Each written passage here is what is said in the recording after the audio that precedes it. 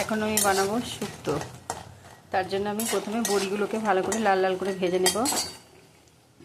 এদিকে নিয়েছি শুক্তো যা যা সবজি লাগে, রাঙা আলু, আলু, বরবটি, উচ্ছে, বেগুন, কাঁচা কলা, পেঁপে। কিন্তু আমি সজনে ডাঁটাটা আমি দেবো না, কারণ সজনে ডাঁটা আমার অ্যালার্জি হয়। আর আমি আজকে বানাবো দুধ শুক্তো, তাই দুধ নিয়েছি। আর এখানে আমার একটা ঘরে তৈরি করা ভাজা মশলা আছে, আর একটু ঘি দেবো, ব্যাস। বড়িগুলো আমি ভেজে নিয়েছি, এবার তুলে নেব। অল্প উচ্ছেটা আমি ভেজে নেবো আগে। উচ্ছেটা ভাজা হয়ে গেছে, এবার আমি তুলে নিচ্ছি। এবার এই তেলে আমি গোটা শুকনো লঙ্কা, তেজপাতা আর রাঁধুনি ফোড়ন দিলাম। এবার আমি সব সবজিগুলো একসাথে দিয়ে ভেজে নেব।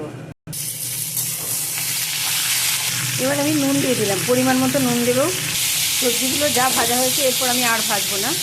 এবার যেহেতু দুধ দিয়ে হবে, কিন্তু আমি প্রথমে 1 কাপ জল দিয়ে দিলাম। এবার আমি একটু ঢাকনা দিয়ে সবজিগুলো ভালো করে সিদ্ধ করে নেব। এবার সব সবজিগুলো সিদ্ধ হয়ে গেছে, আমি এখন দেবো দুধটা। আর দেবো 1/2 চামচ চিনি।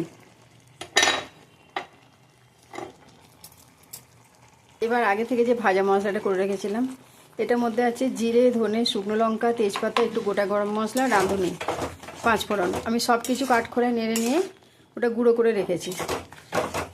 এবার দিয়ে দিলাম। লাস্টে আমি একটুখানি ঘি দেবো, তাহলেই আমার কমপ্লিট আজকের দুধ শুক্তো।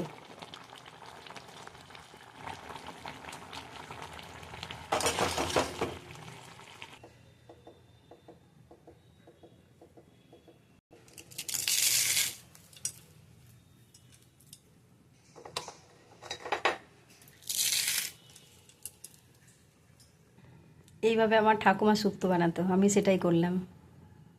ব্যাস, এবার গরম গরম ভাতের সাথে পরিবেশন করা, আর কিচ্ছু লাগবে না।